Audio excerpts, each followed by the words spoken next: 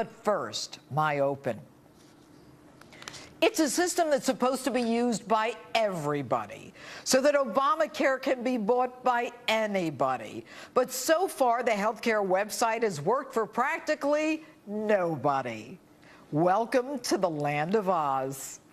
And now we find out the people who are supposed to guide us through the Obamacare maze and enter our private data, Social Security numbers, date of birth, and personal identifiable information, the Obamacare navigators, don't even go through basic background or fingerprint checks. But it gets better, ladies and gentlemen. If those navigators have a prior conviction, it will not disqualify them anyway. An outstanding warrant? No problem. In the midst of a bankruptcy? No problem. Now, forget the obvious piracy issues. Has anyone in Washington ever heard of identity theft? But then again, why would we be shocked to learn there's no screening by these Washington bozos? You remember Edward Snowden, the NSA leaker, and the Navy Yard shooter? They obviously were not properly screened.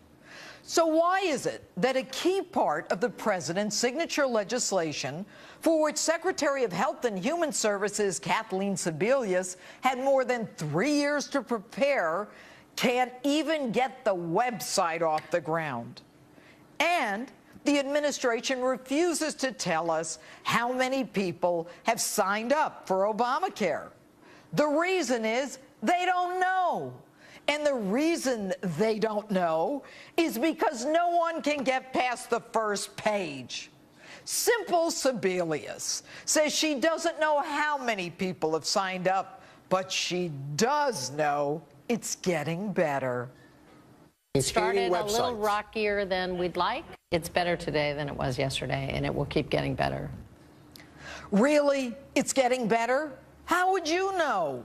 And not to worry, she says, 85% of us already have health care, and it's only 15% of us who need to worry about this. Now, let me see if I understand this. We have spent $400 million on a system based on a 10-year-old technology that will need to be overhauled from a company from Canada with a French name who, by the way, double their profits in 1 quarter so that none of us can sign up for this miraculous health care, which so many of us need. And now, our kids, our healthy kids who don't want health care and can't afford health care, have to buy it in order to finance the whole thing.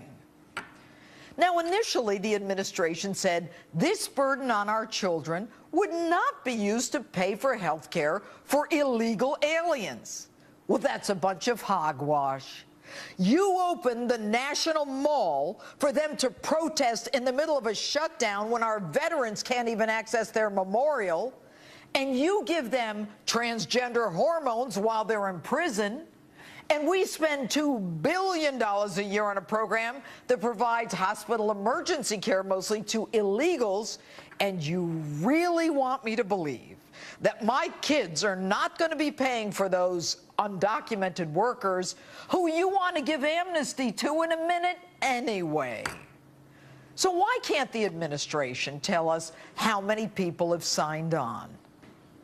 Across the country, people are getting health insurance. Although the glitches are unacceptable, so is the idea of leaving millions of Americans on their own, including families across the country who now have access to health care that they did not have 2 weeks ago. Really? What does a glitch mean?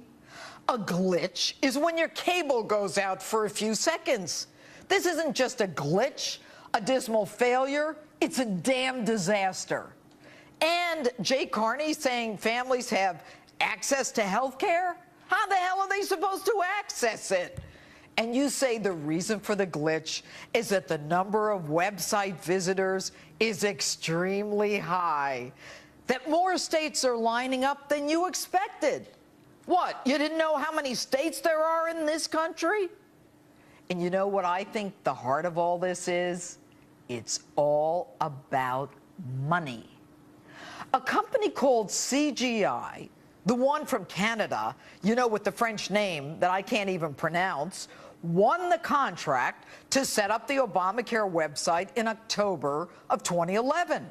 The same company fired by the Canadian government for failing to build an online medical registry on time. And our Government Accountability Office in June predicted that the website would not be ready to go live.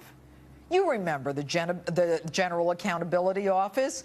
They're the ones who predicted the bankruptcy of Solyndra, the green energy company that we gave $500 million of our taxpayers' dollars to, that went bust, just as GAO predicted. So my question, a simple one: why not use a smart, successful American company like Apple, Microsoft, Google, one with a record of success? And why is it that the biggest Obamacare contractor didn't start writing the software code until a few months ago? What does this woman, Simple Sebelius, do other than go on Jon Stewart? You and I would be fired for such incompetence. You're fired! But I didn't. Get out! Ron, I've got to fire you. Well, I've got to fire you. Bing, bong, bong. You're fired, Ed. You're fired! But hey, hope springs eternal. There's good news for all of us. Since the government is here to help us, if you can't sign on, you'll make new friends with the IRS. You know, the agency that doesn't target anyone, who will now oversee the implementation of this miraculous health care law. But the real shame is what this is going to do to the future of our kids, already drowning in $1 trillion national debt. Our kids who now get to pay for this unholy Obamacare debacle. And coming up, did the Obama administration make the shutdown more painful than it had to be? Congressman Trey Gowdy on the hunt for answers. And 2 crime stories you can't make up. Could parents of teen bullies face charges themselves? And did a prominent doctor murder his beauty queen wife? And vote in our Instapoll tonight. What would you rather do than try to get on the Obamacare website? Facebook or tweet me at Judge Jeanine. We'll read your answers later in the show.